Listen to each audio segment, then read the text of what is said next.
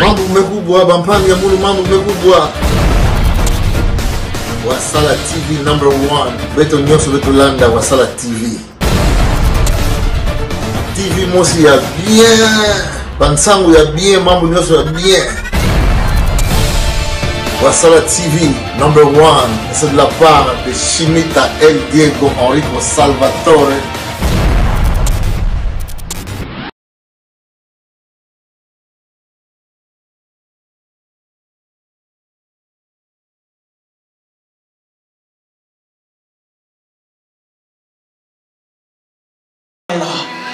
Okutana na mobali abala yo nanda kwa libala pe soki nani okota na libala deseva yo tofanda na baboti na biso ba deseva biso na ya na etonga oyo na landa maloba ngambo na fandi na nyonso eza na maloba oyo akompanya yango maloba wana esimba ngai esimba mobali na nga esimba bana na nga to influencer l'église à cause ya maloba wana. Mais aujourd'hui je viens rappeler à quelqu'un ce qui maloba ya bateau esimba ka héritage et accompagna kayo il y a une parole. La parole par excellence c'est Jésus. Tanwaya kabukaka tanwaya kaebaka tombolaka bien-aimé. Il est le roi des rois. Il est le tout-puissant. Azalaka ya malobate ya masolote. Il est le véritable. Et c'est pourquoi nous aussi. Yamaye solokola mokonzi pe mobikisi. Liloba na Nzambe etayangai na koma na kinya. Amen. Makambo yesangi lelo bazuki nyate. Mais yo zu yango gratuitement pe inconditionnellement. Na fandi na sima séminaire bien-aimé. Il y a des traitements, il y a 6 mois, il y a une année. Hospitalisation, après une semaine, pas douleur nous sommes et ça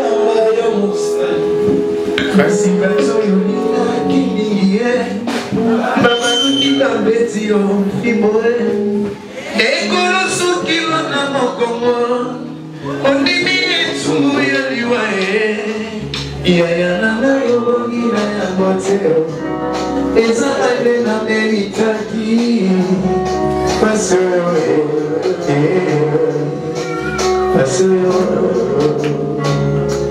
ozenite na bona motema topela yeba yona yaya ozenite na bona motema na ngae topela yeba yona yaya ozenite na tika mandina na yaya na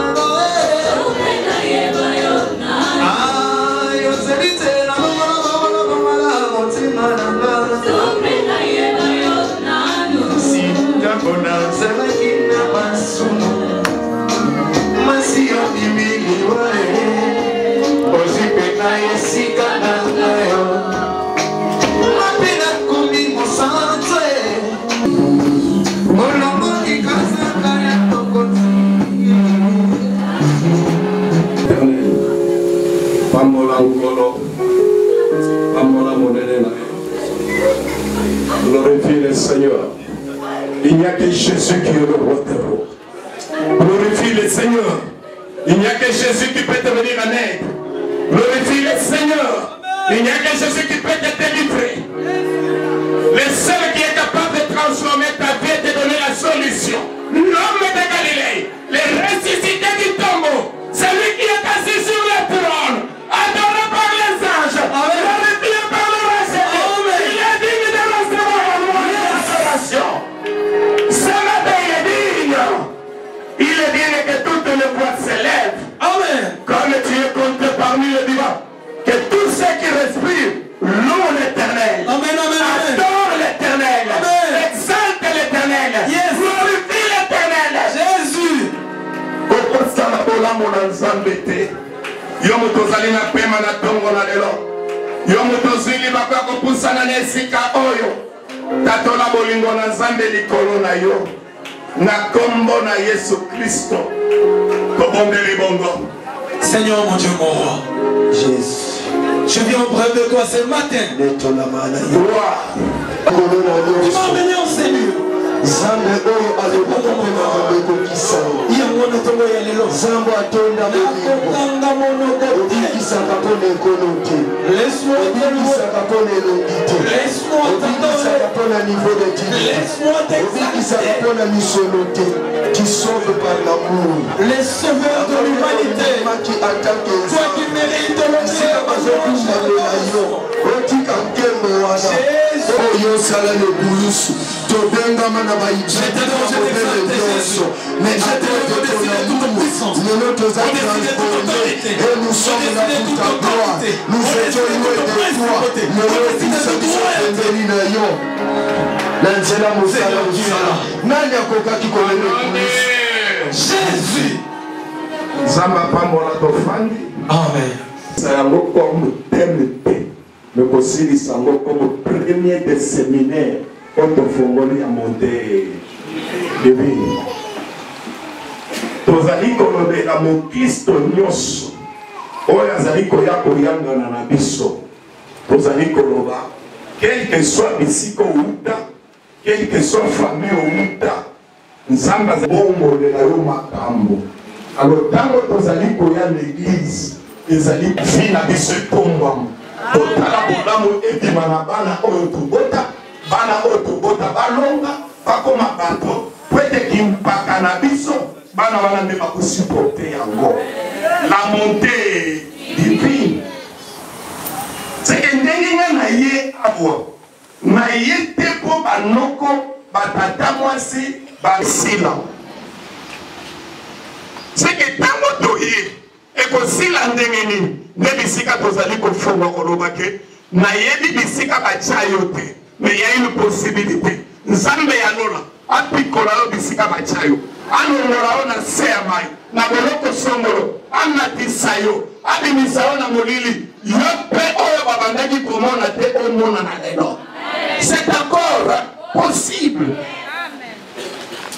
mais ya motuya ezali koloba amen te na alleluya te ya motuya ezali boyebi nde ekomema yo mosika boyebi nde akotourne toujours moto azanga boyebi nde balobaka azalaka zoba moto azalaka na boyebi babengaka ye zoba te c'est que la parole de Dieu ezali ngolo epesamela yo po babenga yo zoba te na bamona na yo po batyola yo te baseka yo te boyebi ya bonzambe nde kopesa yo identité ya sika bana nyonso bakota kelasi boyebi oyo bapesa bango kelasi nde epesa bango identité babenga bango badocteur baingénieur bainfirmier mais soki azwi boyebi wana te akolata kombo wana te être vainqueur ezali na boyebi oyo kozwa nde kobenga yo babenga yo vainqueur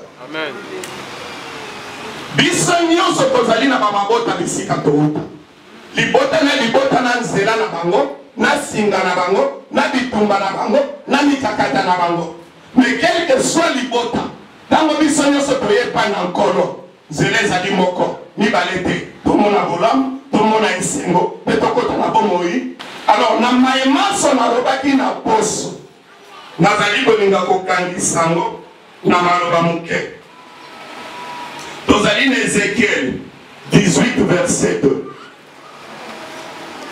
Ézéchiel 18 verset 2 balobi pourquoi dites-vous ces proverbes dans le pays d'Israël? Les pères ont mangé des raisins verts et les dents des enfants en ont été agacées. Pourquoi bino na Israël bozaka na momesano koloba ke bapapa baliaki mbuma ya mobesu ya raisin me bana nde bakomi na ngai na minoko na mino? Pourquoi momesano wana ezali? Nazali kolinga kofongola eloko moko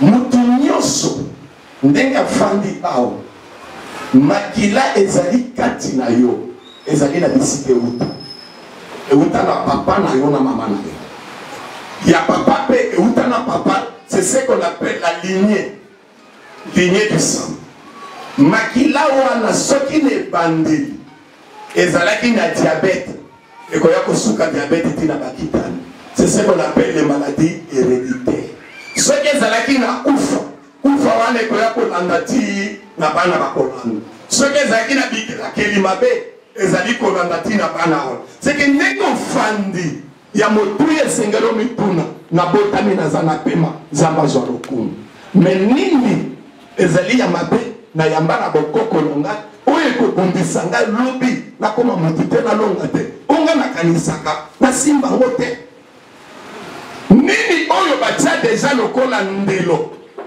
parceke na makila deja basi bakata baloba ata soki akozwa mbongo na nsima bamikolo boye akobeta diabete na diabete wana nde toko akobeta kanser na kanser wana nde toko mena ngai naboyi liwa ngai nalingaka liwa te me bango kuna basi bakanake na kokufa siko ngai nakozala oyo bango baloba te ngai nakozala oyo ngai nazali koluka yango biloba na nzambe lobi ekosalemela yo kolanda na oyo motema na yo elukaka ntango oye na eglize olukaka nini par rapport ya boyebi nini ozali nango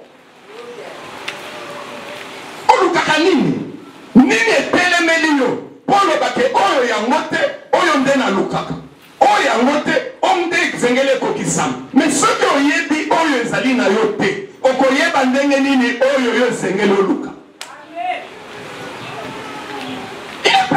impossible. C'est que Paul que l'autre Seigneur y est pas yango yaya. Ata soko lula ka eloko yango. Soko yebi yango te. Soko bandi ko lukango ko sala aventure. Est-ce que abima? Amen. Bato mingi bayoka sangwa diama ao. Bato bayoka sangwa diama. Mais bakoki ko yebi sayoke. Zamba pambole tu as l'argent. Mais nandako wana diama moko zali.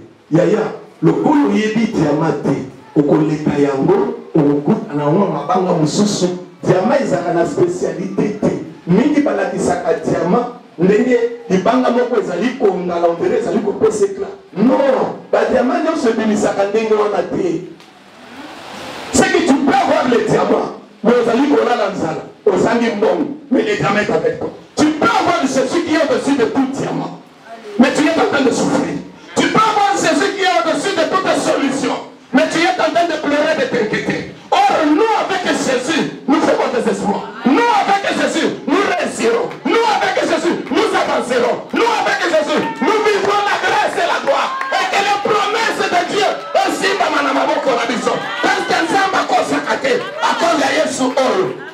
Dites Amen. C'est que nous allons dire, et allons dire Amen, alléluia. Et allons dire ekotaka na kati na yo bato nyonso bakoki kozala na nzambe balobi nzambe me bato nyonso bazala na boyebi moko te amen amen alors bapapa baliaki raisin bapapa basalaki baalliance bapapa bakotaki bandako bapapa batekaki bamabota esalaki boyo biso bana toko bakitani tokomi kosubir babiloko wana mais lelo tokomi na tango oyo mwana subir eloko wana lisusu te mwana yebake bango nde basalaki nga na kokota na lisanga na bango te nazali kobima nde kokimela tokimeli epa na yesu kokota na yesu elingi koloba nazali kobima na masanga oyo basala bapapa na nga bakendaki cimetière bakendaki zamba bakendaki mai basalaka boye na makila na biso mobimba me ngai nalobi maye basala etali ngai te etikali ya bango yango nga na ye na oyo yesu asala na ngomba ya Golgotha ekoma yanga na bakitani na nga est-ce ya quelqu'un nazali koteya il n'y a pas un nazali koteya baorphelin te nazali koteya baveuve te nazali koteya bamarie te nazali koteya bacélibataire te nazali koteya mutu. Et je refuse de faire l'église. Il y a bato bazali koya kolenda nzambe nanga papa tala famille na botam. Famille esi ebota yo. Comme tu as encore le souffle de vie, lukanzam. Koloba famille te lukanzam. Longana ki goy. Tu es pour toi. Ça m'a payé ça au béni la yete. Parce que Dieu dit si tu m'invoques, je te répondrai. Les gens qui sont négligents. Surtout bana oyo babotama na vie. Na ba parents bazali ko bota bana na bango na vie bana wana bazali ko ignorer origine na bango, de sorte que mwana yebi kaka mama botaye na papa botaye, soki mama kulutu na mama leki bazalaka pe na relation familiale et uta na bisiko zate ezali musise uta musika. Même si Dieu a la kisa yo na ndoto, mais ce que vous allez na moyebite ya ko interpréter les kamonza ayebisa yo, on est toujours à côté. Parce que la révélation nécessite des discernements. Sans discernement, tu tomberas toujours à côté. Quel que soit l'amour et la bonté de Dieu, tu vas échouer. Amen. Amen. Mais toi, je t'interdis de ne pas échouer. Amen. Tu dois sortir des échecs. Tu dois sortir de vie, des misères et de puissance du mal. Parce que Christ en toi, l'espérance d'une vie nouvelle. Christ en toi, l'espérance de la victoire et de la gloire. Tout est là quand Zambro a sali katina otoro. Le gars qui n'a pas ensemble à Romoy. Bayaki, Pamekaki, mais Nanzambe Oy, Souka Souka Namutua de Mamolo. C'est que ça demande de la persévérance. Quand il y a prié, la Bible est battue à Colérate. Et il y a prié, la Batabaï Campico. Ceux qui l'ont ensuite évolué dans la Kosoa. Mais il y a un bateau, Bazali va faire clarté. Bazali Kobon de la Léon, il va bonderité. Bazali Kotale la bateau. Alors, il y a Bazali Konokabato, la telle Lincoln. Il y a le Bazali en Songoro. Il y a le Angate. Mais l'homme est au Bazali.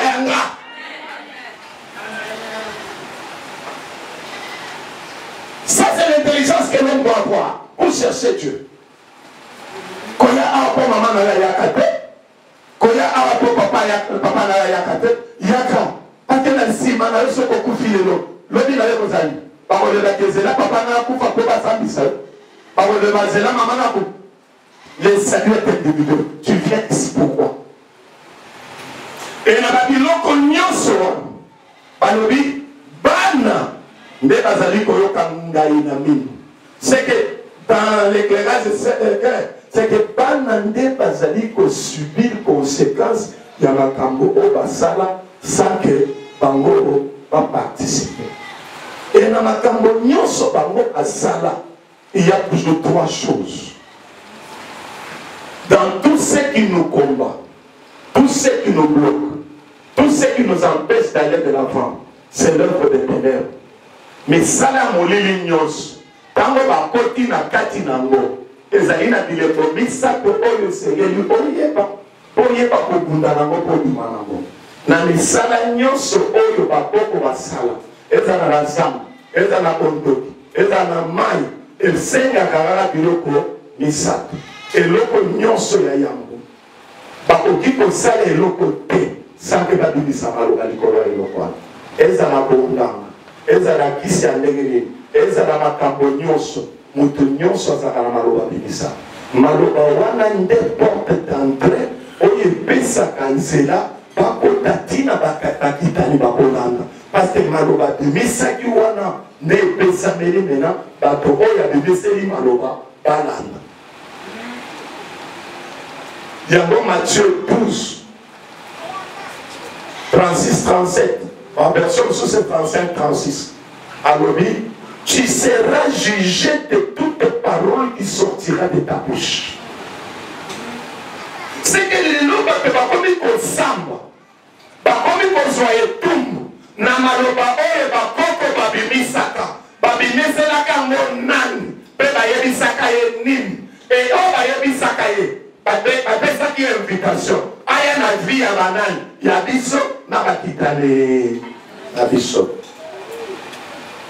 Lelo na komi ko souffrir na tangi classe, mais nazali ko kende liboso te. Non pas parce que zali volonté nanga, mais volonté à bato bazali kolo, balobi yango te. Yango te. J'ai parlé de la parole. Deux. Quand on prononce la parole, il y a deuxième, il y a la loi. Quand on papinisa kamalo, ezaka na mobeko elanda. Ndenge osali boye, tala mobeko ekozala boye. Ezali na bato bazali ko subir conséquences. Non pas parce que bazali na prière te, mais mobeko oyo bapesa na famille. Ye mikolo nyonso api akokaka yango nde blocage na ye. loi na sima mobeko il y a alliance tango bakobimisa malolo bapesi mobeko nde boyokani esalami. Est-ce que nalobi malamu? Est-ce que nalobi malamu? Omoni na vi na yo na vi na nga biloko wana efanda eumela. Bato mosusu balobi lokola na ye epai na Yesu abu yaya nzambe oyo alola azalaka juste. Soko ozalaka na eloko ya Satana na kati na yo okanisa tete nzambe akoyokasa yango yo nde ozali na responsabilité akobimisa yango. Yango na Luc 22 ayebisi Pierre na nsima kotambola na Pierre kosala miracle, Pierre kotambola likolo ya mai te réclamer pas nyongo na yo. Mais quand tu seras converti, tu vois Pierre yango azalaki ndenge balobeka koma ya Yesu. Yesu asi apesa ye mpe bokonzi ya koloba nsima na nga okotambwisa église. Mais na suka alobi quand tu seras converti sunga mpe ba.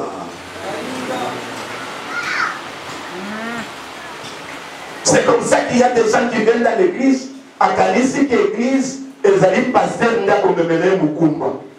Pasteur Ndako Yaya Salangolo. Alors, dans mon Azali Korobela, Babilo quoi, à cause du temps, je vais partir dans mon arbre, parce que Azali Korobela résumer ce qui a été dit. Comme la loi, l'alliance des Bédouins, 14 à 15. Ezali pona kobanga liwa nde bato basalaka koyokani na Satana po azipa bango. Je donne un exemple. Ezali pona kobanga liwa famille na biso ezalaka mutu akufi bakoko basali bake kokutana na nganga po nganga adomine famille mobimba soi-disant bato bakufa te. Mais bato wana kokufa ezalaki nzambe mutu banda kobima bango te. C'était Satan. Mais la guerre dans Satan, pour Satan a tourné le sous l'école en famille. Mais tant qu'on va continuer par Satan, Satan a passé par mon bouteille. Tant qu'on va bouteille, on y est loco songoloté, on y a attaqué ici la songoloté, on fait la qualité, on fait la joue pour sala ya mot, dans la passie et koya. Est-ce que vous avez suivi? Mais tant qu'on va salir ya mot, parce que sala par l'alliance du sang. Bakoluka, bakata bango bansoloko, bakoluka, bakile sopa. Mais makila wana ya pesa kata sopa. La Bible dit l'âme de l'homme se trouve dans son sang. Or makila ya kokolanga, mais ici ka Satana simbaki, pour des générations mobile kolanga, tolaka et pakolami o bakotisa kikuno. J'ouvre la parenthèse. Nganga nyonso oyo azali kosala, il peut faire de deux manières. Il peut faire au yé, aux la première, au yambon. Oui. Mais Azalina Mukumba Moko, Yamolibo Moko Abinisa qui n'a pas Awan, Abinisa qui Molibo Wan, Bakopi Koko Molibo Wan, parce que ça les charge. Mutubo Yakoya, pour appeler ça un mot, Bakate Zoloko, la Simbia Makila, Molibo Wan et Koti. Je n'ai pas le temps parce que la semaine j'ai expliqué beaucoup de choses. C'est qu'il y a des histoires qui ne sont pas venues de nos ancêtres, mais qui sont venues à du côte à côte, pour que citer le Kosovolo, et c'est par là qu'il y a des clients qui travaillent beaucoup avec des féticheurs, surtout dans la Mboka. Batonion se passe à Mbongo, à 99% à Mboka, parce à Bissala Mouli. L'Oba Amen. Maintenant, le corps bazali na misala molili.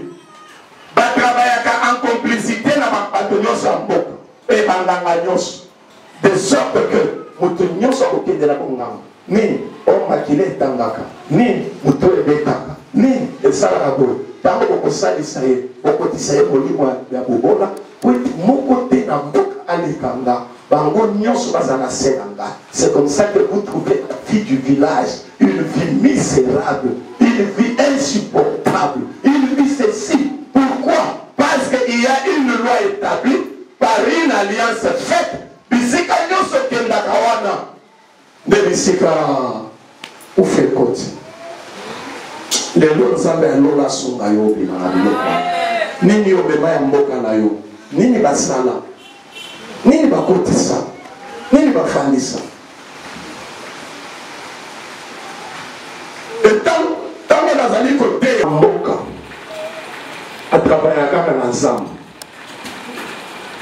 amen ata soki omoni ye na ndako osalaki na ndako azalaka na parcelle moko ya zamba esika makambo na ye nyonso esalama et soki osimbami na eloko wana immédiatement ton âme est placée dans cette foi que kokende na ngomba osala prière na ngomba ce n'est pas facile parce que loyenge ekota na bato bamabele nyonso komona toute la terre possédée ezali na bayeyant droit ezali na baforce na banani soko oye na mabele wana ya liboso longa nano puissance edominaka wana po prière na yo ezala exaucé. Ne faites pas des histoires par sentiment parce que les gens partent et tout le monde ali na moi ezali moke par etumba ici vous allez kokende et Seigneur le picola chef coutumier wana parce que tu entres sur sa terre sans sa permission et comme tu n'as pas sa permission tu dois avoir le pouvoir supérieur pour que tu exerces afin que tu domines et que tu avances dans les cas contraires. Amen, amen. J'explique des histoires. Ezali na bato bakenda bisika bakenda ono ezeli tosala usine efale tokende kosala ngo na bamanyanga place ezali na bamanyanga ya bien baye ntango bakokoma bayebisi bango avant kotia usine kosolola bayeya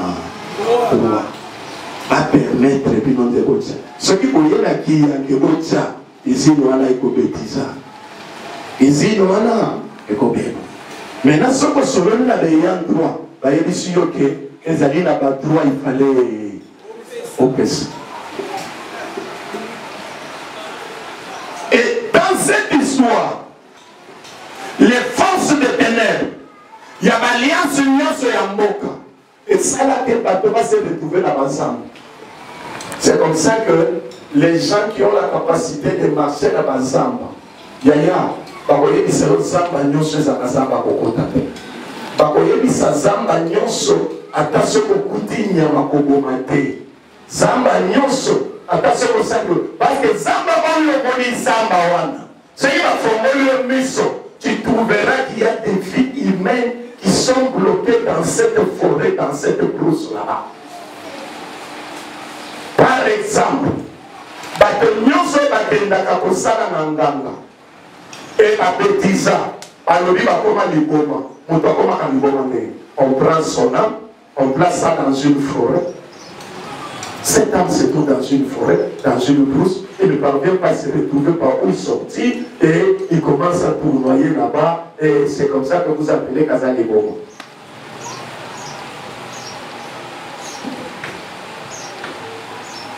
Dans la bonté divine, Balobi, la loi a été faite. Yulwani nezali ko sale pai na yo. La fanda na mama abotanga maman nanga monaki ye azalaki conseillère nanga na makambo alobi papa osalaka boye te na mboka esalaka boye te nabi te yo soki ozali gardienne ya loi ya mboka awa je dois sortir ezali na biloko mosusu bakoexplike yo lokoli mayele na yo nde ezali moke yango ndondeli eloko wana finalement obeleli kono pas sortir de la première alliance pour que la deuxième alliance ya makina na yesu ezala fonctionnaire tu dois briser la première alliance. Il ne peut jamais avoir deux portes ouvertes ce camp soki okangi ya satana nzambe efungwami soki ya nzambe eza kokanga ya satana eza kofungwama c'est que dans la vie ata soki balakisi ye mabe ya bakoko na ye na ndoto. Mais comme il n'y aura pas de discernement, alors, ici, je me rappelle, quand on va maman, quand on y a maman na biso, à Salaka Boye, il y a bon d'autres, tu commences à merci. Il y a des gens qui sont ici. Ni papa naïe, ni maman naïe, afin naïe boué, apété naïe, solo, il y a passé naïe. Moi naïe, je dis que la maman naïe, azadie.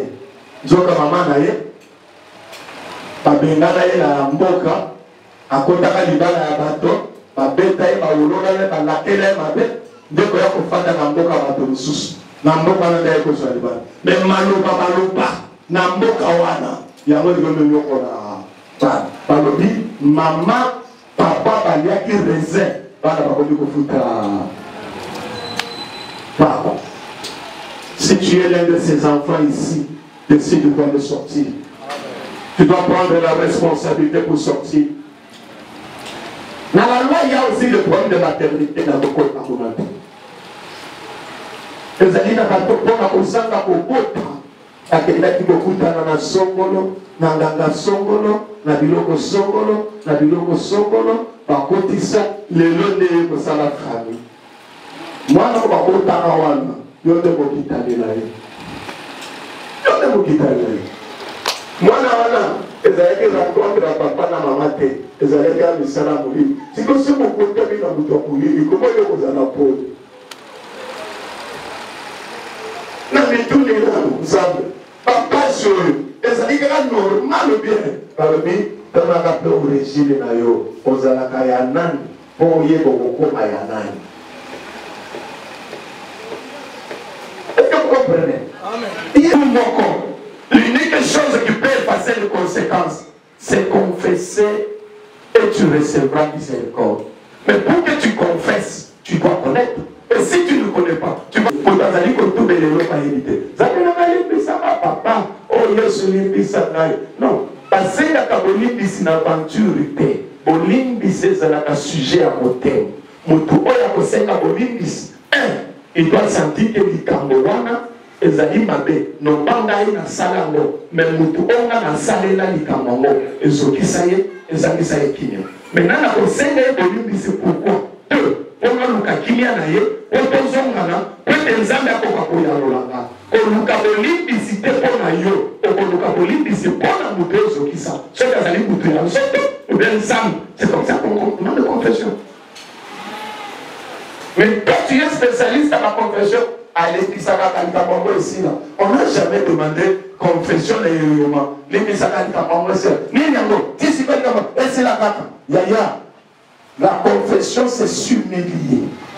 Ok, la confession, ce n'est pas la confession. Plusieurs des parents, plusieurs des enfants, ils n'ont jamais fait la confession. Deuxième point, il y a la fausse confession. Il y a Moutazali Mosenga pour l'imbicité, pour aller Azali Molingande pour bidisser intérêt. Il y a moins de l'église. Talakaka, le cola bon raison mon à la tête, le cola pauvreté comme l'ibal les amis comme mon à la tête, la yéna bandi kotoube. Tu as confessé pourquoi? Au pola soit l'ibal. Tout la capon na ma balle la tête, tout la capon na mon côté, tout la capon pour yokan na biso ensemble et songa. Et ceux qui vous yokan yanga ensemble et songa, zande da salaka oyetikali. Alors la amen, non? Attention que vous voyez amen. Comment je te dis ce que je dois te dire? Aujourd'hui, on commence à faire des confessions. Non pas pour la conserver Satan, pour la conserver Samoud. Moutouni a la capacité à remonter sa vie. Moutouni a la capacité à retomber. Ce qui nous a continué la vie dans l'autre. Oyo kusale kusala musala ya punda. Mingi ba prier na bangweza na musala ya punda. Ba semence na bango ya punda. Parce que la salle a capé à toi, mona. Sala ponza me alola. Az andi mayo. Az pelanayo. A repoussa au penenayo. Et si tu es pour toi, qui sera contre toi? Ma soeur et mon frère. Kolobate wa pinsambe. Yonde balaki saki yo lenga koluka ensemble te. Ozali kokeli ya biloko. Ça peut la disposer à biloko. Ya otolobaka nini nazali nango utie pai na nzambe. Et ceux qui utie pai na nzambe, comment na rebanda koboya kotosa nzambe na banda ko arranger là. Mais si j'arrange avec les autres, c'est pour chercher l'harmonie selon la demande de Dieu. plusieurs personnes ici. Bazali kokota na nzambe. Aïe l'église de l'eau, non pas parce qu'elle est nzambe. Aïe l'église de l'eau parce que c'est un dimanche. Aïe l'église de l'eau. Pour tes amis, on le va dans l'aïe. Aïe l'église de l'eau pour tes amis. Mais les gens qui sont venus à l'église parce que c'est dimanche. Les gens qui sont l'église parce que c'est mokolo ya rendez-vous. Ce qu'on moninga na kei patiseke, na kei te parce que zakanda patiseke. Ce qu'on moninga na koyebisa yo ke ayebisa kinga lelo pokutana. Si tu passes chez Tshisekedi sans rendez-vous, mutoko ya bayote, okomona nda patiseke, okomona ba fleur, okomona ba nani ba dan, ozongi pe obeteli bato ba solo. Mais si Tshisekedi t'a appelé, même si on a qui n'a pas tout ça, on a la fleur, on dit maman, on va pas mater. Tu sortiras avec quelque chose. Quand on vient dans l'église, on vient parce qu'il y a un rendez-vous. Je suis venu honorer le rendez-vous du grand roi. C'est ce rendez-vous là-bas qui va me faire monter. C'est ce rendez-vous là-bas qui va me faire transformer. C'est ce rendez-vous. Parce que mon côté à Koutani n'a me conduit en boca. C'est que me conduit en boca. Aya no laye. C'est que me conduit en boca. Asungaye. C'est que me conduit en boca. Atali saye. Ou bien ala qui saye na bato mususu. Que yo sunga songolo. Yo salisa songolo. Personne n'a croisé Jésus et resté le même. Amen. Yes. Le rendez-vous. Amen. Le rendez-vous. Mais il y a l'église parce qu'il y a un rendez-vous avec le grand roi. Et l'église parce que j'ai le rendez-vous dans mon oyo à sécuriser Kabola mon père fils santé à Batou. Mais l'église dans mon oyo yende atomolaka asinyaka pour Batou baza ma poste songolo bisika songolo. Je suis venu au rendez-vous avec cette personne. Je suis rendez-vous avec mon toit. Il y a mon mari, à tout le monde, parmi j'ai le rendez-vous. Aïe bien, aïe bien. Quand on a beaucoup d'années, je suis venu. On est en train d'engager telle place. On est en train de faire ceci. Babotolinga le pain. Basalinga balobi. Nani abotoli le pain. Nani où est abandi gobenga gauche, abandi gobenga droite, abandi gobenga banane.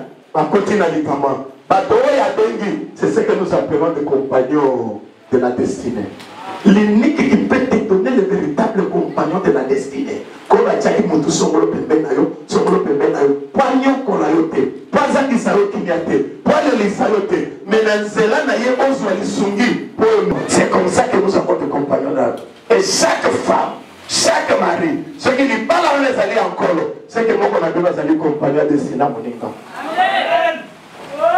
Vérifiez votre mariage. Est-ce que moi je suis un compagnon à destinée moi, ou bien moi c'est avec Jésus, tout est possible d'harmoniser aux compagnon à destinée. C'est que dans Zéla na yo, moninga bonabola. Dans Zéla na yo, moninga pambola. Dans Zéla na yo, moninga tombam. Dans Zéla na yo, moninga kutana na sembo ya fi. Alors bake, en tout cas, ça m'enda sala que to kutana na yo. Soyez une bénédiction pour les autres. Soyez une joie pour les autres. Soyez une consolation pour les autres. Soyez une élévation pour les autres. Et quand tu le seras, les autres te béniront. Les autres diront de bonnes paroles sur toi. Les autres t'assisteront aussi. Parce que tu es pour eux quelqu'un qui les tient, qui les soutient, qui les soulève et qui leur raconte ce qu'ils cherchent. Amen, amen. Tu es qui pour l'autre?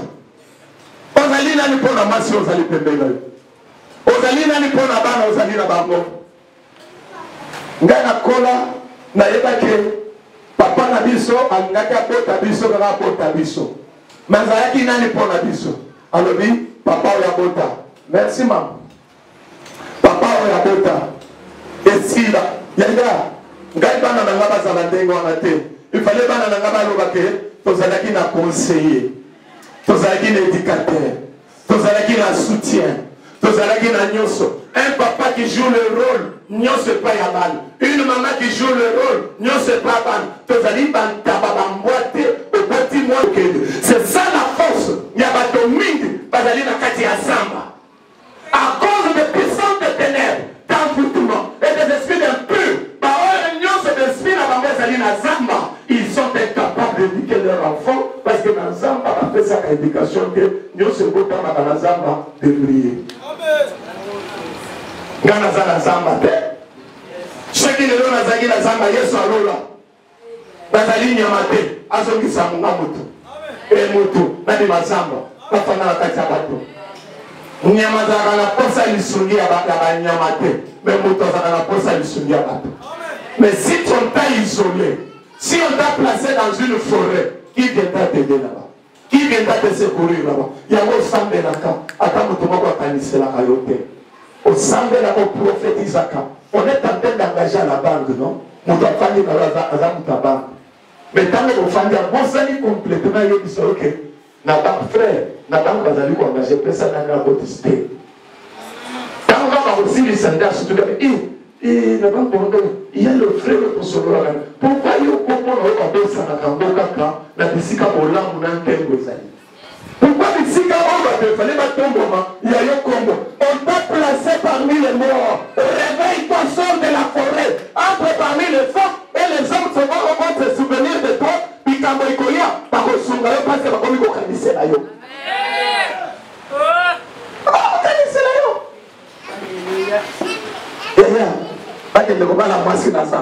Frère, il y a une jolie femme. Moi, je suis là. Elle allait bien. Comprends? Nazana Zamba. Si on peut qui m'a eu au Kati na Zamba. Nzoka na mboka soki bakoti na Zamba kake na nzete wana. Babandi kolobela nzete wana. Makambo nyonso balobela nzete wana esimbi yo. Makambo nyonso balobeli nzete wana elata yo. Enyokola yo. Yo ozali moto oza nzete te.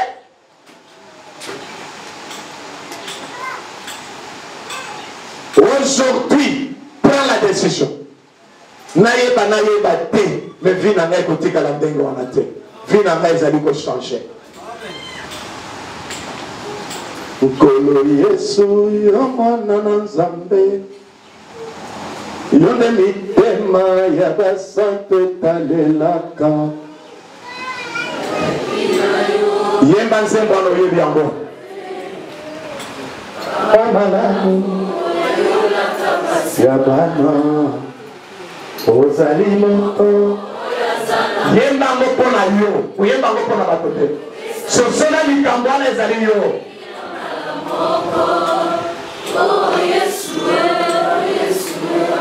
ata tozali ebele nazali capable ya koyana na mutu na likambo na ye.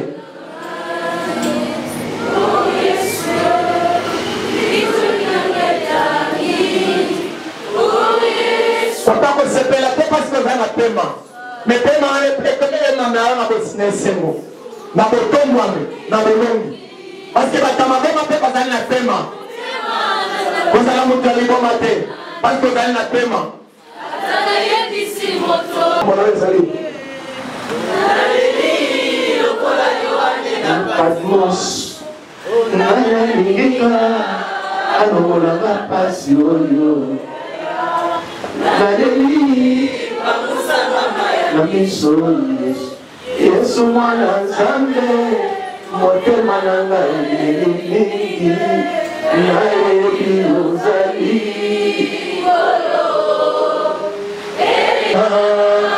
seyo lokolo ya bomoi nanga nayebi ozali kolo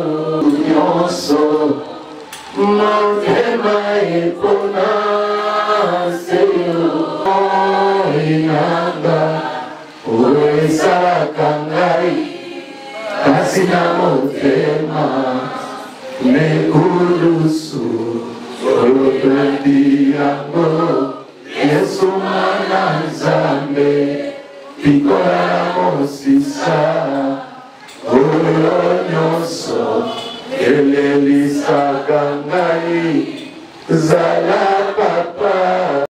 Vous s'entoyer, aïe qu'on visite yo, ce qu'on s'en a kimia, yama, qu'est la paix de Dieu, comme il est le prince de la paix. Reçois. Frangoma, Mata, Bibili Robi, que ta route soit glissante. Ce qu'on s'en a kamounene, allez bandako seluka. Narobi baye, akoti kana nanto konote, baye.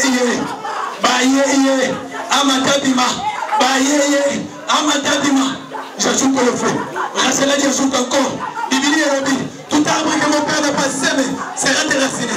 J'ai déraciné la maladie, Je déracine les défis. Au nom de Jésus. Au nom de Jésus. Au nom de Jésus. Pousse là-bas. Pousse là-bas. Lâche. Lâche. Lâche. Mambo mekubwa bampani ya mulu mambo mekubwa. Wasala TV #1. Beto nyonso beto landa Wasala TV.